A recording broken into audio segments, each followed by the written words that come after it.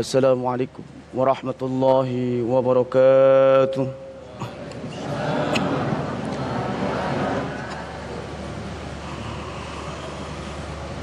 أعوذ بالله من الشيطان الرجيم. بسم الله الرحمن الرحيم.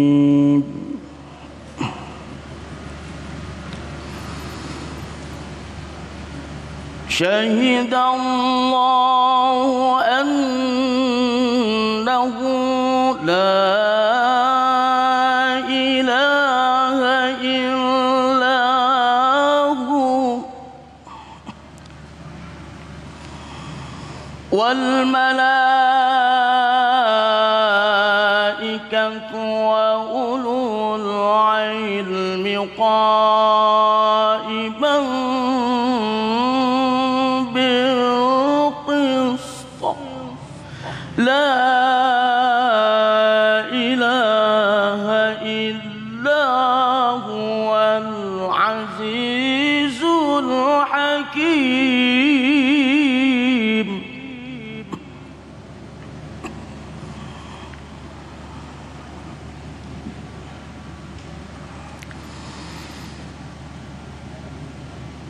شهد الله أنه لا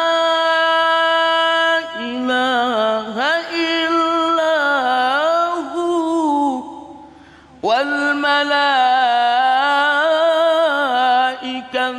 وأولو العلم قائما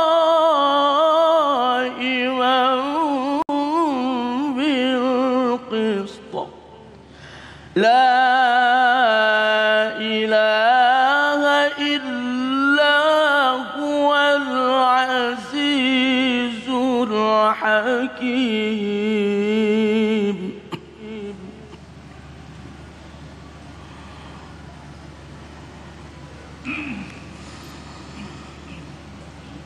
إن الدين عند الله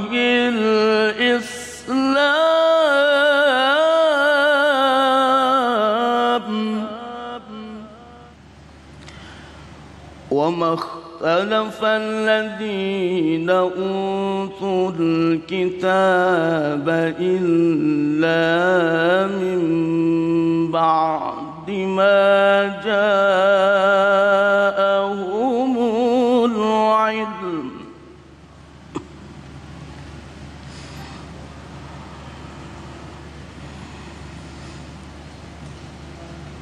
إلا من بعد ما جاءهم العلم بغيا بينهم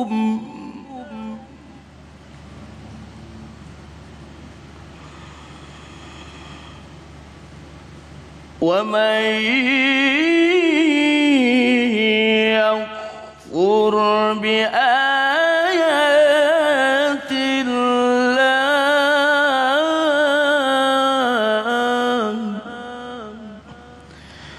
فإن الله سريع الحساب.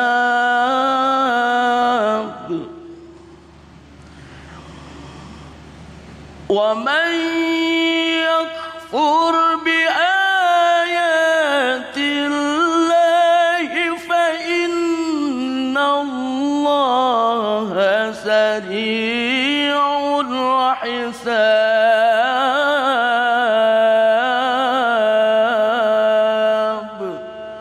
صدق الله العظيم.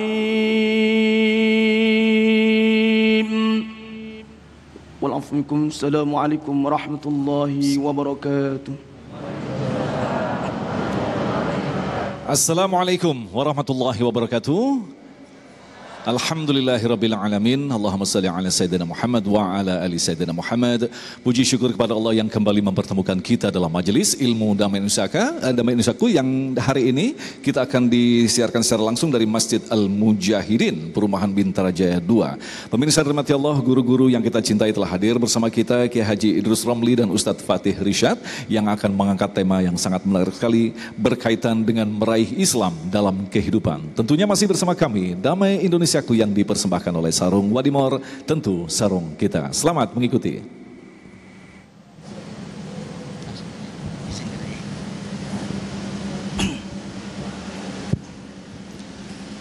Bismillahirrahmanirrahim. Assalamualaikum warahmatullahi wabarakatuh. Bismillah walhamdulillah. Wassalatu wassalamu ala asyrafi khalqillah wa ala alihi wa sahbihi wa man tabi'ahudah wa walah, amma ba'du.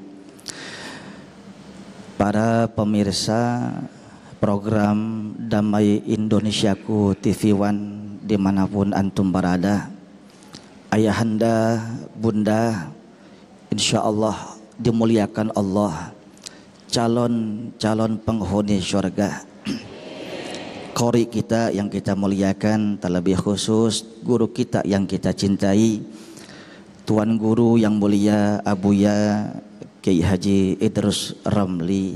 Semoga Allah berikan beliau kesehatan yang sempurna, Allah panjangkan umurnya dan ilmu-ilmunya manfaat buat kita semua.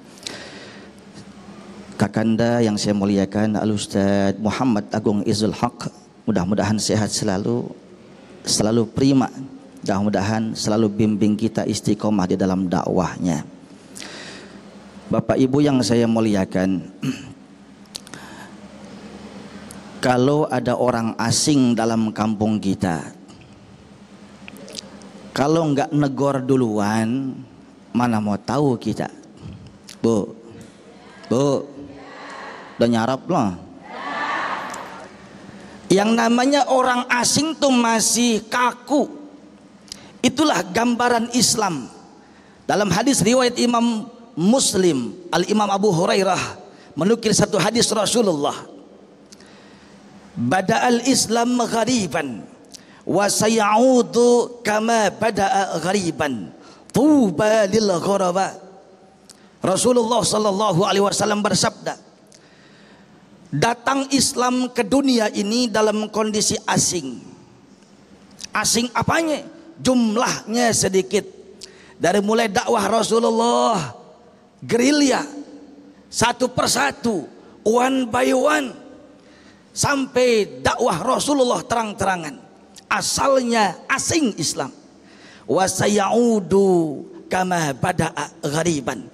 Dan Islam akhir zaman nanti, mungkin termasuk hari ini, akan kembali asing. Tapi jumlah umat Islam begitu besar. Amerika populasi umat Islam begitu besar. Eropa begitu besar. Seluruh dunia sudah mencengangkan jumlah populasi umat Islam yang semakin tahun semakin meningkat. Tapi akhir zaman faktanya sabda Rasulullah, umat Islam itu akan asing. Padahal jumlahnya banyak.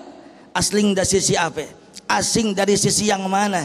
Kata Rasulullah, asing dari sisi pengamalannya. Tuba lil ghuraba. Maka beruntunglah bagi orang-orang yang asing. Apa maksudnya? Beruntunglah bagi orang-orang yang masih mengamalkan ajaran Islam. Bu, masih kuat? Bapak kuat Pak? Ini nyender aja itu. Orang kalau ngaji nyender palanya setengah Pak, bagi dua sama tembok. Bapak Ibu yang saya muliakan, populasi umat Islam besar, tapi pengamalannya sedikit, kecil saudara. Kalau kita sinkronkan dengan hadis Rasulullah yang lain, nanti akan ada satu zaman, akan ada satu waktu di mana sosok anak manusia, umat muslimin akan diperebutkan oleh umat di luar Islam. Ibarat makanan di depan piring berebutan, itulah makanannya kalian umat Islam. Ada sahabat bertanya, ya Rasulullah, bukankah jumlah kita sedikit? Apakah jumlah kita sedikit? Kata Rasulullah, tidak. Jumlah umat Islam mungkin akhir zaman mungkin banyak, namun kenapa orang-orang bisa berani dengan kita? Kenapa mereka merasa kampung negeri Indonesia adalah punya mereka? Karena umat Islam akhir zaman udah kena penyakit wahan. Wahan itu apa ya Rasulullah? Wahan itu adalah hubbud dunya, tak cinta kepada dunia dan takut mati. Bu, bu, kalau mobil dunia bukan? Sotoy. Pak, pak, motor dunia bukan? Sotoy. Bapak Ibu yang saya muliakan, memang mobil motor ada di dunia, belum tentu prakteknya dunia. Contoh, ayahanda punya mobil 2, istri 1 aja Pak ya. Ayahanda punya motor 2, tapi faktanya itu mobil untuk warawiri bekerja perintah Al-Quran, al-wasail fi hukmil maqasid, maka tujuannya apa itu pun tergantung wasilah. Wasilahnya untuk apa termasuk, maka tujuan kita kerja perintah Al-Quran, mobilnya ikut berkah kepada akhiratnya. Ibu punya motor, motornya itu untuk ngajar, untuk ngajakin semua anak-anak kita masya. Bagus gak? Bagus gak? Perintah Al-Quran senangkan keluarga, itu pun termasuk daripada akhirat. Tapi kalau perempuan yang bukan mahram masuk ke mobil kita alias jablay, maka itulah motor dan mobil dunia.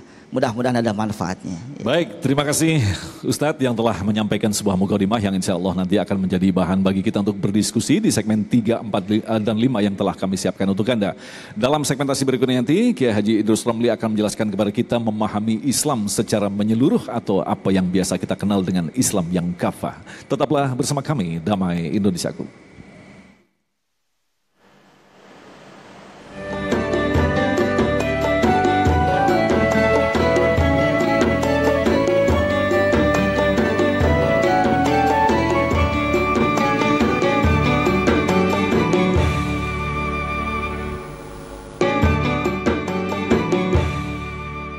Terima kasih pemirsa, Anda kembali bersama kami Damai Nusaku yang mengangkat tema tentang Islam untuk kehidupan dunia dan akhirat. Tentu saja untuk memahami Islam secara lengkap yang pada akhirnya mematapkan ketauhidan kita, kita harus juga memahami apa yang disebut dengan Islam yang kafah. Kiai Haji Idrus Romli akan menjelaskan untuk kita. Silakan Kiai. Assalamualaikum warahmatullahi wabarakatuh. Bismillahirrahmanirrahim. Alhamdulillahi rabbil alamin. Wabihi nasta'inu ala umurid dunya waddin. Wassalatu wassalamu ala ashrafil anbiya'i wal mursalin. Sayyidina Muhammadin wa ala alihi wa sahbihi ajma'in. Amma ba'du. Para pemirsa dimanapun Anda di tanah air yang saya hormati, sahabat saya yang juga tadi menyampaikan ceramah bersama saya, kemudian juga kru dari TV One, Mas Agung Izzul Haq, kemudian para jamaah kaum muslimin dan muslimat yang hadir di masjid ini yang saya muliakan dan saya hormati. Saudara-saudara yang dimuliakan Allah, akhir-akhir ini memang sering terdengar yang namanya istilah Islam kafah. Apa Islam kafah itu? Islam kafah itu artinya berislam secara totalitas, berislam secara sempurna, berislam secara sepenuhnya. Mengapa ada istilah Islam kafah? Karena ada istilah Islam yang tidak kafah. Apa Islam yang tidak kafah? Yang tidak kafah itu contohnya seperti Islam KTP. Betul? Ada Islam KTP. Apa Islam KTP itu? KTP-nya aja Islam, kawinnya Islam, matinya nanti dirawat orang Islam, apalagi? Tapi tidak sholat, tidak zakat, tidak beramal. Nah, ini Islam kafah. Nah, kita ini memang penting dan harus Islam kafah itu. Ini karena di zaman modern ini kadang-kadang orang itu kalau ibadah yang kelihatan, misalnya umroh atau masuk masjid, ya kadang memang ketahuan orang. Apalagi sekarang ada media sosial, pergi ke masjid diposting, pergi umroh diposting. Padahal ke masjid itu wajar, lain itu gak ke masjid. Nah, ini namanya Islam yang tidak kafah. Artinya Islam abal-abal atau Islam KTP. Nah, ini bagaimana caranya Islam mengobati hal seperti ini. Kita ini bagaimana? Kita ini kan umat Islam, ya. Kita ini kan muslim. Tentu setiap muslim pertama harus punya keinginan menjadi muslim yang kafah. Berislam secara kafah. Berislam secara kafah itu pertama kita harus tahu. Ini sebelum proses ya kita berislam kafah. Bahwa ajaran Islam itu terdiri dari 3 pilar. Yang pertama adalah iman, kedua Islam, ketiga adalah ihsan. Iman ini bahasannya di dalam ilmu akidah. Jadi ilmu akidah dulu. Dan akidah ini sangat penting.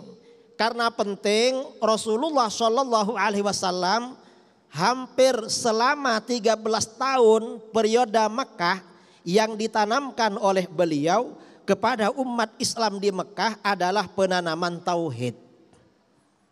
Penanaman akidah, penanaman keyakinan. Baru akhir-akhir dari 13 tahun periode Mekah terjadi peristiwa Isra Mi'raj, perintah salat diturunkan oleh Allah kepada umat Islam. Mengapa ini pentingnya akidah? Setelah berakidah kita ini lalu berislam. Nah, Islam ini kalau gandengannya dengan iman berarti Islam ini syariah atau yang menjadi kajian ilmu fikih. Setelah keyakinan kita ini benar-benar mantap, benar-benar kuat, lalu ditanamkan amalan-amalan Islam yang benar. Kemudian orang berakidah, berkeyakinan, beramal secara Islami ini belum sempurna lagi. Kalau belum disempurnakan dengan unsur yang ketiga, yaitu yang namanya ihsan. Ihsan ini kata para ulama, kata ulama kita ini menjadi kajian ilmu tasawuf. Nah, kalau ketiga-tiganya ini sama-sama kita miliki dan sama-sama kita amalkan, maka orang muslim yang seperti ini disebut dengan muslim kafah.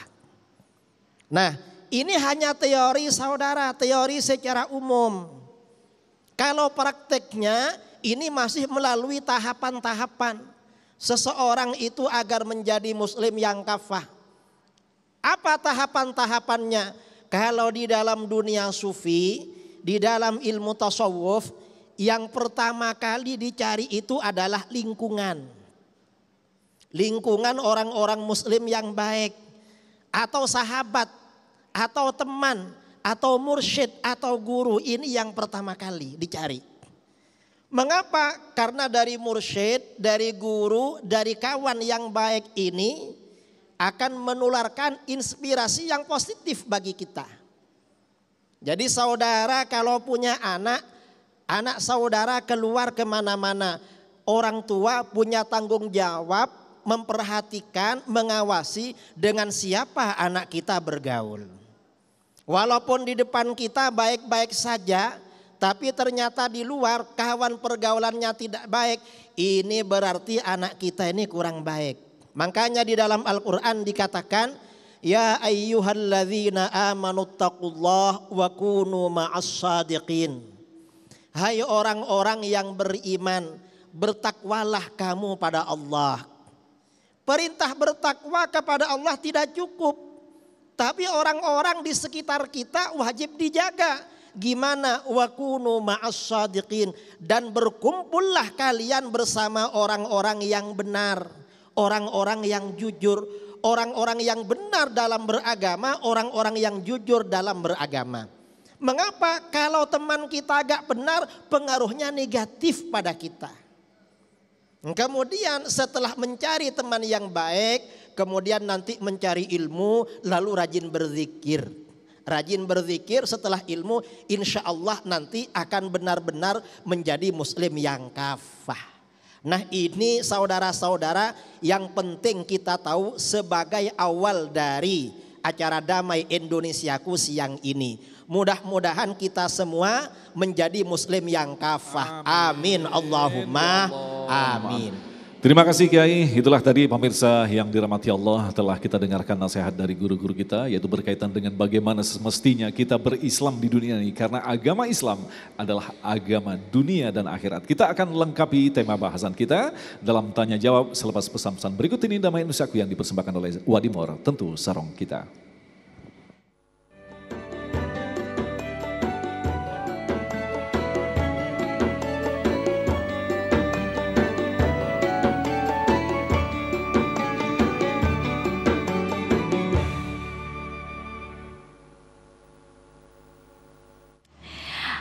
Assalamualaikum pemirsa, alhamdulillah senang sekali rasanya saya dapat menyapa pemirsa kembali. Semoga kita bisa mendapatkan tambahan ilmu yang baru dari tausiah yang kita dengarkan. Dan pastinya dapat kita amalkan dalam kehidupan kita sehari-hari. Nah pemirsa, apabila kita berbicara mengenai amalan, salah satu amalan yang paling mudah untuk kita terapkan dalam kehidupan kita sehari-hari adalah senyuman. Senyum merupakan salah satu sunnah Nabi dan yang paling mudah untuk kita terapkan dalam kehidupan kita sehari-hari. Untuk itu pemirsa, yuk mulai sekarang rajin-rajinlah kita untuk mengamalkan senyuman. Dan supaya senyuman pemirsa bisa terasa lebih percaya diri lagi, pemirsa harus memiliki gigi yang putih dan bersih. Dan supaya pemirsa bisa memiliki gigi yang putih dan bersih, gimana caranya pemirsa? Nah, pergunakan ini nih, pasta gigi Pepsodent Siwak dan Habatus Sauda. Mengandung siwak dan habatus sauda, kandungan bahan alami yang terbukti secara ilmiah dan disunahkan oleh Rasulullah SAW. Siwak terbukti khasiatnya mampu memutihkan gigi dalam 7 hari dan mencegah gigi berlubang. Sedangkan habatus sauda sudah sangat dikenal manfaatnya dengan sifat antibakteri dan mampu memperkuat imun atau daya tahan tubuh kita. Pepsodent Siwak dan Habatus Sauda juga diperkaya oleh zinc mineral, agen antibakteri alami yang dapat melawan 99% bakteri untuk perlindungan seluruh mulut, serta mampu membuat gigi lebih putih secara alami. Nah untuk pemirsa nih, udah saatnya yuk kita beralih ke pasta gigi Pepsodent Siwak dan Habatus Sauda. Insya Allah pemirsa, bermanfaat sekali mempergunakan pasta gigi yang mengandung perpaduan siwak dan habatus sauda yang terbukti dapat membuat gigi putih alami dalam 7 hari serta disunahkan oleh Rasulullah SAW. Nah untuk pemirsa jangan kemana-mana karena sesaat lagi pastinya kita akan kembali tetap di Damai Indonesiaku.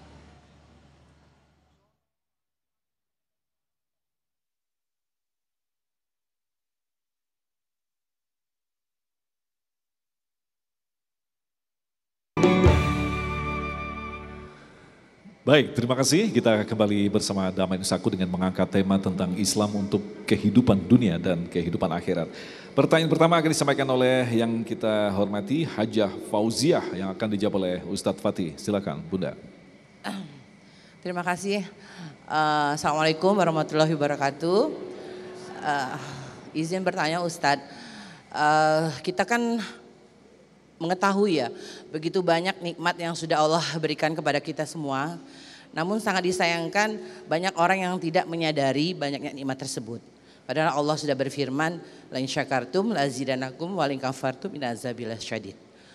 Oleh karena itu Ustadz, bagaimana supaya kita bisa merasakan nikmatnya Islam yang begitu banyak ini? Upaya apa yang harus dilakukan oleh kita sebagai seorang muslim ataupun muslimah supaya kita bisa merasakan nikmat Islam tersebut? Supaya tadi kata Ustadz bisa menjadi muslim yang kafah. Terima kasih Ustadz.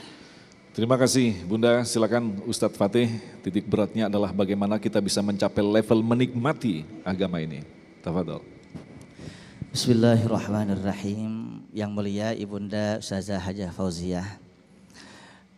Pertanyaannya bagaimana kita mensyukuri. Rasulullah Shallallahu Alaihi Wasallam memberikan satu nasihat bagi kita. Lihatlah orang yang di bawah kita untuk urusan dunia. Kalau kita punya motor tahun 75 Bunda, sampai gini hari harusnya masuk museum, masih aja parkir rumah kita. Syukuri. Oh, tetangga kita baru punya sepeda, saya punya motor. Yang ibu punya motor, syukurin.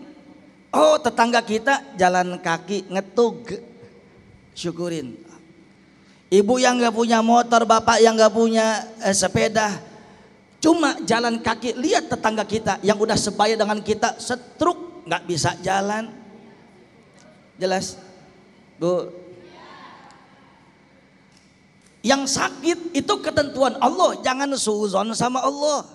Itu mau ngangkat derajat kita. Lihat yang bawah lagi, yang stroke udah puluhan tahun kagak sembuh, sebayanya udah pada di liang kubur. Waalaikum. Bu, numpang tanya, orang kaya mati enggak? Artis mati enggak? Pejabat mati enggak? Ustadz mati enggak? Belakangan ya. Tadi yang doain siapa? Mau duluan mau belakangan pasti mati. Jelas? Yang udah barang pasti mati. Yang udah barang tentu sarung wadimor tentu untuk kita. Bu, ini yang Rasulullah katakan. Tapi kalau guru saya di pesantren ngasih kabar lagi, kalau kamu pengen jadi orang yang banyak bersyukur, sering-sering lihat rumah sakit, sering-sering lihat penjara, sering-sering lihat kuburan. Yang pertama kata ajengan, sering-sering lihat rumah sakit. Rumah sakit itu bangunannya besar, orang tampak dari luar tuh bagus semua, tapi di dalamnya ada orang yang ngap-ngapan, kakinya besok mau diamputasi, ada yang sakit gagal ginjal, ada yang sakit gagal asmara. Lanjut. Ini yang pertama. Rumah tangga harus kayak rumah sakit. Urusan apapun, sakit apapun, masalah apapun suami istri, jangan sampai keluar. Biar orang lain taunya mah bagus aja tuh rumah sakit. Yang kedua, lihat rumah sakit banyak orang terkapar, jutaan dikeluarkan dana untuk kesembuhannya. Kita nih alhamdulillah ya Allah masih sehat, alhamdulillah. Yang kedua, penjara, gerak terbatas, makan apa adanya, nggak bisa silih berganti kemana-mana. Kita bebas kemana-mana. Alhamdulillah kita bersyukur. Lihat yang di bawah kita. Yang terakhir, lihatlah kuburan sering-sering. Apa sebabnya? Banyak kita yang sudah wafat. Kita punya teman, tapi alhamdulillah kita masih sehat panjang umur. Ya. Baik, terima kasih Ustadz Fatih. Selanjutnya kami persilakan pada Bapak Suripto. Assalamualaikum warahmatullahi wabarakatuh. Terima kasih atas kesempatan yang diberikan. Pertanyaan saya sederhana, jadi di era media sosial sekarang ini, lingkungan kita mungkin akan berbeda dengan zaman sebelum ada media sosial. di mana sekarang lingkungan kita di dunia maya mungkin akan lebih banyak berinteraksi. Dan itu yang dialamin juga oleh anak-anak kita. Bahkan sudah balita sudah berinteraksi dengan internet gitu. Nah, bagaimana membekali anak-anak kita yang tentu kita tidak sepenuhnya akan bisa mengawasi gitu. Sebagaimana tadi Ustadz katakan, bekal itu adalah tauhid agar anak-anak tidak terjerumus sana. Mungkin tipsnya dan mungkin barangkali ada doa khusus karena ini banyak dialamin atau menjadi keresahan bagi kami yang mempunyai anak-anak kecil. Terima kasih. Assalamualaikum warahmatullahi wabarakatuh. Waalaikumsalam warahmatullahi wabarakatuh. Pertanyaan yang mewakili kita semua, Kiai, silakan. Terima kasih ya. Pertanyaannya, bagaimana anak-anak kita agar menjadi anak yang soleh di tengah kuatnya pengaruh media sosial dan kita tidak mungkin mengawasi sepenuhnya. Apa amalannya, doanya? Nah, kalau doa kita ini untuk anak dan keluarga, pertama adalah sholat. Makanya di dalam sholat, ketika kita sholat, di dalam sholat itu sebenarnya ada doa untuk kita dan orang-orang yang kita cintai. Di mana ketika membaca surat Fatihah, Iyyaka na'budu wa iyyaka nasta'in. Hanya kepadamu kami menyembah dan hanya kepadamu kami memohon pertolongan. Kami itu maksudnya siapa? Saya, keluarga saya, orang-orang yang saya cintai dan seluruh umat Islam. Lalu setelah itu kita mohon ihdinas siratal mustaqim. Tunjukkanlah kami ke jalan yang lurus. Maksudnya kami itu siapa? Hadirkan dalam hati kita. Kami itu maksudnya ya saya, keluarga, anak-anak, karyawan, orang-orang yang kita cintai, seluruh umat Islam. Kalau kita di dalam sholat itu khusyuk, bacaan-bacaan yang kita baca di dalam sholat juga kita renungkan maknanya dengan sungguh-sungguh, secara otomatis itu menjadi doa yang dahsyat. Itu sholat. Karenanya sekarang ini bulan Rajab. Bulan Rajab itu hari ulang tahun sholat. Tanggal berapa ibu-ibu? 27 Rajab. Mengapa ulang tahun sholat? Turunnya perintah sholat, yaitu peristiwa Isra Mi'raj. Jadi sholat ini kalau ingin mendoakan keluarga ya sholat. Urusan ekonomi ya sholat. Akhlak ya sholat. Akhirat ya sholat. Semuanya di dalam sholat. Yang penting sholat kita diperbaiki. Nah, untuk memperbaiki sholat kita ini, agar kita sejak takbiratul ihram sampai salam itu hanya merenungkan bacaan. Kata para ulama ya tadi harus mencapai maqam ihsan. Dan maqam ihsan ini harus melalui guru, melalui sahabat, melalui mursyid. Harus seperti itu. Kalau biasa-biasa aja kita gak bisa seperti itu. Di dalam sholat itu ada. Makanya dalam 5 waktu kita wajib sholat. Mengapa? Untuk mendoakan diri kita dan orang-orang sekitar kita. Ini pentingnya sholat. Kalau sholat kita diterima oleh Allah, dikabulkan oleh Allah, kita juga sambil ngasih nasihat, pengawasan. Insya Allah nanti anak-anak kita menjadi anak yang baik. Amin. Allahumma amin. Baik, terima kasih Kiai. Selanjutnya Ibu Dayu. Mic-nya bisa di-share, baik silakan. Perkenalkan, nama saya Dayu. Yang ingin saya tanyakan Ustadz, bagaimana kita bisa tahu kehidupan kita itu antara kehidupan dunia dan kehidupan akhirat itu sudah seimbang. Barometer keberhasilannya seperti apa? Terima kasih. Baik, terima kasih Ibu Dayu, pertanyaan yang sangat menarik sekali. Kita akan jawab selepas pesan-pesan berikut ini. Tetaplah bersama kami, Damai Indonesiaku.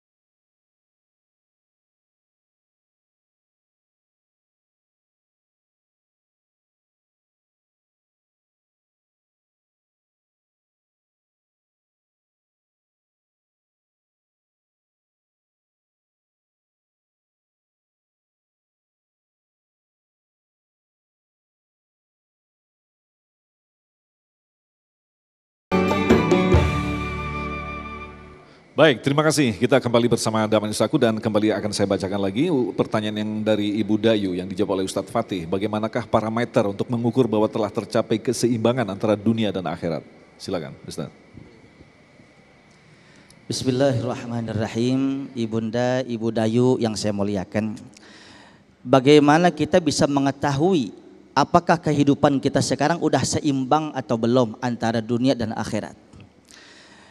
Kalau kita ngomong imbang atau timbang, maka ibarat timbangan, kanan dan kiri kita harus tahu. Timplang, ngerti timplang kagak nih ya? Doyong. Doyong ke kiri, doyong ke kanan. Mana yang lebih berat? Mana yang lebih enteng? Bagaimana harus seimbang? Kita harus tahu. Tahu itu bahasa Arabnya ilmu. Maka kembali lagi, kalau kita pengen tahu apakah sudah seimbang atau tidak, maka harus pakai ilmunya. Al-Imam Syafi'i rahimahullah ta'ala wa ardah mengatakan, man arada dunya fa'alihi bil ilmi. Siapa manusia mau dunia, uangnya banyak mau, utangnya lunas mau, punya utang, pantas manyun aja semua ya. Semua hajat-hajatnya kabul mau, pakai ilmu dunia. Pakai ilmu dunia. Salah satunya apa? Yang dagang harus ada iklan. Bahasa Arabnya i'lan. Harus di-share, harus disosialisasi. Ilmu dunia. Yang di bengkel harus mengerti ilmu tentang otomotifnya. Bapak yang jahit harus paham semuanya, ilmu pakai. Wa man aradal akhirah fa'alihi bil ilmi. Ibu Dayu, kalau mau akhirat juga harus pakai ilmu. Makanya konsep di dalam Al-Qur'an sama dengan yang dikatakan Imam Syafi'i, wa man aradahuma fa'alihi bil ilmi. Siapa orang yang mau dunia akhirat sing gemah ripah loh cinawi totok tentrem mangun kartora harjo sedoyo insya Allah sing barokah pakai ilmu akhirat, ilmu dunia. Di mana adanya? Maka sama kiai, sama guru-guru kita. Assalamualaikum.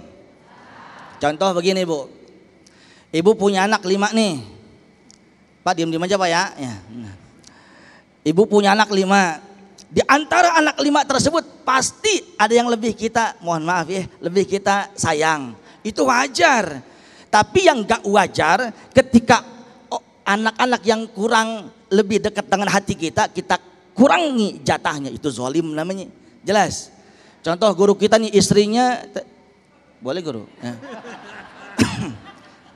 ya saya dah ya, saya satu juga ya. Bapak ada bapak, istri bapak 4 umpamanya. Ada umpama, amin aja. Ada yang lebih bapak cinta, itu wajar. Begitupun kanjeng Nabi Muhammad. Tapi masalah realnya nggak boleh, nafkahnya tidak boleh zolim, harus sama. Nah kembali lagi Ibu Dayu, ngaji, pakai ilmu. Bagaimana kita mau tahu kalau nggak ilmunya? Maka ngaji, insya Allah berkah. Baik, terima kasih Ustadz Fatih. Selanjutnya Bapak Suryanto akan dijawab oleh Kiai Romli. Silakan. Bismillahirrahmanirrahim. Assalamualaikum warahmatullahi wabarakatuh. Yang kami hormati, kami banggakan para Ustadz, orang tua kami semua di sini. Izin Ustadz Agung bertanya. Tadi saya coba mencatat yang diberikan materi oleh Kiai Agus Romli. Ada 3 hal yang penting untuk menjaga kita agar istiqomah, lingkungan positif, cari ilmu dan berzikir. Kalau orang tua kita sih simpel Kiai, karena udah pensiun, kalau nggak ke rumah ke masjid gitu kan. Nah kalau kita nih yang pemuda gitu ya, yang remaja gitu ya, lingkungannya itu ada lingkungan sekolah, lingkungan kampus, lingkungan kerja, lingkungan tongkrongan juga gitu kan. Jadi gimana caranya kita tahu lingkungan kita positif gitu. Di satu sisi kalau kita nggak gaul, ente gak gaul bro gitu kan, repot juga gitu kan. Poinnya itu bagaimana cara mengetahui lingkungan kita positif dan tips-tips apa buat tadi ya, gadget itu udah sampai ke kamar kita, bagaimana kita menghandle itu. Jazakallah khairan katsir. Wassalamualaikum warahmatullahi wabarakatuh. Waalaikumsalam warahmatullahi wabarakatuh. Ini adalah masalah kita bersama Kiai, apalagi dihadapkan pada dunia media sosial segala macam Kiai. Silakan. Terima kasih ya. Jadi bagi kita yang muda-muda, mungkin kalau yang tua-tua, terutama yang sudah pensiun, lingkungannya positif semua. Karena kalau gak di rumah ke masjid. Dan betul memang saya di masjid-masjid itu yang tua-tua ingin gak turun-turun. Saya pikir apa ini rajin iktikaf, gak taunya kalau ke rumahnya suntuk. Gak ada kawan, rajin ke masjid. Kalau yang itu betul. Lalu gimana dengan yang muda-muda yang masih usia produktif, yang masih kerja, yang masih ngampus, yang masih bisnis? Cara memilih lingkungan, yang dimaksud memilih lingkungan ini ya, memilih lingkungan ini kan ada level-levelnya. Kalau kita mampu mungkin cari lingkungan yang memang orangnya orang-orang positif di situ. Kalau mampu, ini yang pertama. Kemudian ada level kedua, kita tetap bekerja seperti biasanya, tetapi pergaulan kita dijaga dan dibatasi. Orang yang bersahabat dengan kita itu kan ada levelnya. Ada yang namanya teman karib, sahabat karib, ada yang namanya teman biasa. Teman biasa itu kalau gak ada, gak kita cari, jumpa ya mungkin nyapa, itu aja. Tapi kalau teman sejati, sahabat karib, gak ada dicari. Pergi kita hubungi gimana keadaannya. Nah, orang-orang yang seperti itu yang perlu kita pilih. Jadi bukan apa namanya ya, semua orang yang di lingkungannya soleh-soleh, gak ada lingkungan seperti itu. Kalau di masa sekarang, satu perumahan, satu kampung soleh semua, mungkin kesulitan cari seperti itu. Tapi paling enggak orang-orang yang dekat dengan kita yang perlu kita pilih-pilih. Makanya di sini ketika seorang sahabat bertanya, "Ya Rasulullah, ayyuju lasaina khair?" Hai Rasulullah, siapa teman kami yang paling baik? Teman kami yang semestinya jadi teman bagi kami yang paling baik. Rasulullah memberikan 3 kriteria. Pertama, man dzakkarakumullah ru'yatuhu. Orang teman kamu begitu melihatnya bisa menyebabkan kamu ingat pada Allah. Cari orang yang seperti itu. Kok ingat pada Allah? Mungkin dia selalu zikir, selalu apa, jauh dari maksiat. Begitu lihat langsung ingat pada Allah. Itu teman ya, teman dekat. Kriteria yang kedua, waman zadakum fi ilmikum mantikuhu. Orang yang menambah kamu, yang menambah pengetahuan kamu ketika berbicara. Kalau berbicara menambah ilmu pada kita. Orang seperti itu kriteria yang kedua yang perlu kita dekati. Kemudian yang ketiga, waman dzakkarakumul akhirata amaluhu. Dan orang yang amalnya dapat mengingatkan kamu pada akhirat. Melihat perilakunya, melihat wajahnya, melihat orangnya saja langsung ingat pada Allah. Kalau berbicara nambah kita ilmu. Kalau lihat amalnya langsung ingat akhirat. Seperti itu yang perlu kita dekati, kita jadikan teman dekat. Jadi seperti itu. Jadi gak semuanya. Nah kalau sudah seperti itu, mungkin nanti kita yang dijadikan teman oleh orang, dijadikan panutan itu. Saya kira seperti itu. Terima kasih Kiai. Selanjutnya Ibu Alin yang akan dijawab oleh Ustadz Fatih. Silakan Bunda. Assalamualaikum warahmatullahi wabarakatuh. Saya mau tanya Ustadz, apa amalan utama agar tuh Islam selalu ada di setiap aktivitas kita sehari-hari? Karena kan ya kembali lagi, kita anak-anak muda kegiatannya itu lebih banyak di luar daripada yang tadi cuma di rumah masjid. Gitu aja Ustadz, terima kasih. Terima kasih. Amalan-amalan yang utama, Ustadz Fatih. Bismillahirrahmanirrahim. Ibunda yang saya muliakan, Sebenarnya banyak sekali amalannya. Paling tidak sering-sering yang saya ungkapkan, likulli imri'in ma ta'awwada. Segala sesuatu tergantung kebiasaannya. Kita pengen biasa baca Quran Bunda. Kita pengen biasa untuk berzikir. Kita pengen biasa untuk duduk bareng kajian sama teman-teman kita. Maka yang pertama adalah mujalasatus sholihin. Duduk bareng sama orang-orang soleh. Duduk sama Pak Yai. Pergaulan itu sangat menentukan. Pergaulan dalam konsep agama kita mirip-mirip kulit kambing. Kulit kambing kalau jadi cover Al-Quran, setiap bunda, setiap ayahanda baca Quran sekelas Shadaqallahul Azim, tutup kecup. Betul? Betul? Covernya itu kulit kambing, padahal mau nyium Quran kecium juga. Tapi kalau kulit kambing nemploknya di beduk, 5 kali tabokin, dohor bak debu, asar begitu juga, tergantung. Maka Bunda kumpul sama orang-orang soleh.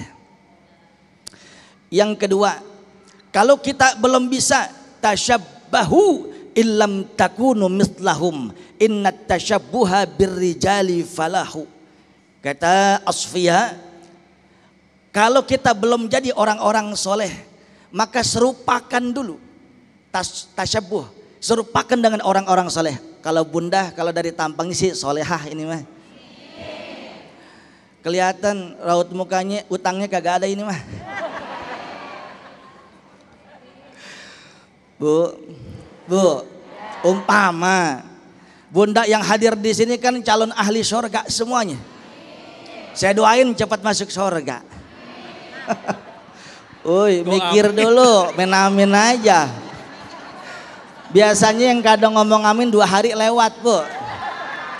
Mudah-mudahan karena gabung sama ulama, silaturahim panjang umurnya. Ada orang belum pakai hijab, ada orang belum pakai kerudung, belum nutup aurat. Ya Allah, pengen betul kayak dia. Tapi paling kagak belum ketemu teman kita yang solehah, tiru aja tiru. Apaan keda, mau pakai karung goni begitu, yang penting tiru dulu aja. Maka menirunya itu adalah perbuatan baik. Yang paling hebat, yang paling menentukan bisa atau tidak adalah istiqomah. Kita harus ajak, harus kita. Makanya sering-sering saya kasih amalan kepada seluruh jamaah saya. Mau istiqomah ibadah?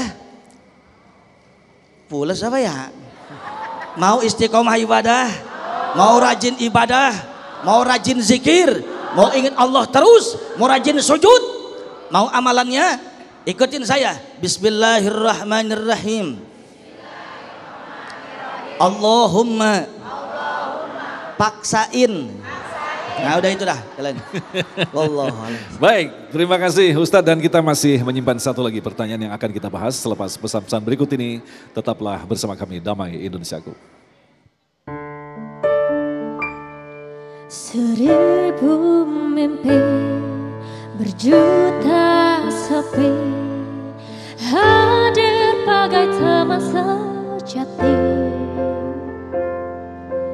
di antara lemahnya jiwa, persembahkan dan air mataku persembahkan kepadamu yang terindah dalam hidupku. Meski ku rapuh dalam langkah, kadang tak setia kepadamu, namun jiwaku harap hanya dengar padamu. Maafkanlah. Baik, terima kasih Anda masih bersama kami Damai Indonesiaku. Pertanyaan selanjutnya akan dijawab oleh Kiai Romli dari Bapak Rizaldi. Bismillahirrahmanirrahim. Assalamualaikum warahmatullahi wabarakatuh. Alhamdulillah, mungkin terima kasih untuk para ustadz atas penyampaiannya. Saya mau bertanya sedikit aja Ustadz. terkait tentang Islam kafah. Istilah Islam kafah ini kan sudah mulai melebar maknanya Ustadz. Bahkan oleh firqah-firqah di luar Ahlussunnah pun banyak yang mengambil istilah Islam kafah cuma dengan pemaknaan yang mungkin agak lebih rumit Ustadz.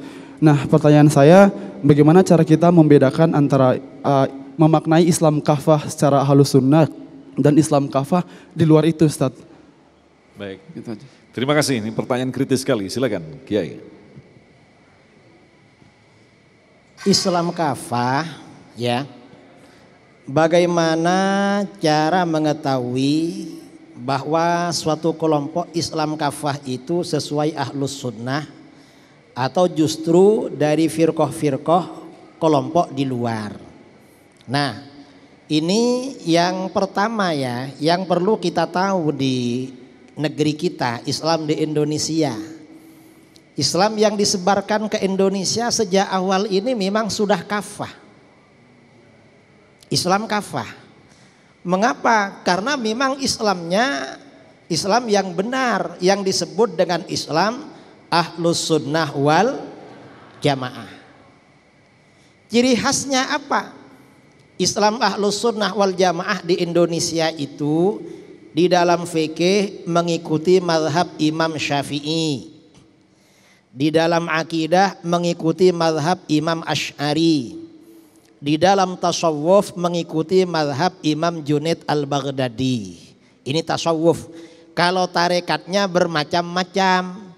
Kalau Indonesia bagian barat mulai dari Jambi, Sumatera Barat, Riau, Sumatera Utara sampai Aceh biasanya Naqsyabandiyah Khalidiyah. Kalau orang sekitar sini Jakarta sekitarnya ada yang Qadiriyah Naqsyabandiyah. Ada yang tarekatnya Naqsyabandiyah Mulhariyah. Kemudian ada yang agak ke timur lagi Tijaniyah. Ada yang Syadziliyah, macam-macam.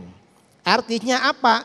Sebenarnya Islam yang disebarkan sejak awal di Indonesia itu Islam kafah, itu Islamnya yang kafah. Masalah orangnya sudah Muslim kafah apa enggak, itu tergantung pribadi masing-masing. Kadang-kadang ya Islamnya Islam kafah, Ahlus Sunnah, tapi KTP Islamnya. Artinya bagaimana? Tidak mengamalkan secara sepenuhnya. Jadi banyak seperti itu. Kalau orang-orang lain ya, ada orang suara Islam kafah. Memang kita ini kalau mendengar istilah Islam kafah, ini biasanya yang sering menyuarakan istilah ini orang-orang di luar Ahlus Sunnah biasanya. Di negeri kita yang bawa-bawa istilah Islam kafah. Makanya tadi waktu sebelum acara ini kawan-kawan diskusi, loh kok pakai istilah Islam kafah, jangan-jangan Islam sebelah. Oh enggak apa-apa, itu kan istilah Al-Quran. Kita ini Al-Quran. Cuma masalahnya cara kita berislam ini sudah totalitas, sudah paripurna, sudah sempurna apa belum? Ini tentunya kembali kepada masing-masing orang. Adapun Islam keindonesiaan ya, artinya Islam yang berkembang di Indonesia yang dari awal ini memang Islam kafah. Cuman kita tinggal menggali. Makanya Islam kafah ini, Islam yang disebarkan sejak awal-awal oleh ulama dulu, itu punya lembaga pendidikan yang tua sekali di negeri kita, yang disebut dengan pondok pesantren. Bahkan sebagian pondok pesantren usianya ada yang lebih tua dari NKRI. Kita ini di Indonesia kan belum 100 tahun. Pondok-pondok kita ada yang hampir 300 tahun. Ini pondok kita artinya memang benar-benar kafah. Masalahnya kita mau enggak itu menjadi Islam yang kafah itu. Jadi itu sebenarnya. Kalau kafahnya enggak diragukan sebenarnya. Islam yang disebarkan pada bangsa kita yang ciri khasnya memang mazhab Imam Syafi'i itu benar-benar Islam kafah. Adapun kelompok-kelompok yang menentang mazhab Imam Syafi'i di negeri kita, walaupun bicaranya kafah, itu hanya propaganda aja. Sebenarnya omongannya aja yang kafah. Saya kira seperti itu. Baik. Ini mungkin di kajian masjid bukan di sini ini. Ini memang patut untuk kita angkat di episode-episode yang akan datang. Sangat menarik sekali pembahasan tentang histori daripada perkembangan Islam di Indonesia. Tapi terima kasih Kiai Romli, Ustadz Fatih yang telah memberikan ilmu dan nasihat kepada kita bersama. Dan sekali lagi mudah-mudahan apa yang telah disampaikan tadi bisa menjadi bahan untuk mengoreksi diri kita sendiri. Untuk semakin menyempurnakan tingkat kualitas ketauhidan kita. Tetaplah bersama kami, Damai Indonesiaku.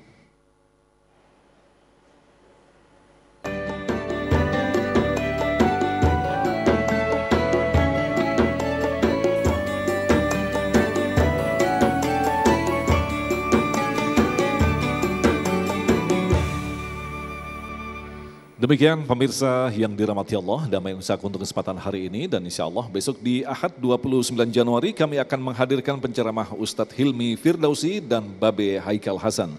Agung Zulhak dan kerabat kerja yang bertugas serta mendukung acara ini sarung Wadimor tentu sarung kita, mengucapkan terima kasih atas perhatian Anda. Sampai jumpa besok. Assalamualaikum warahmatullahi wabarakatuh.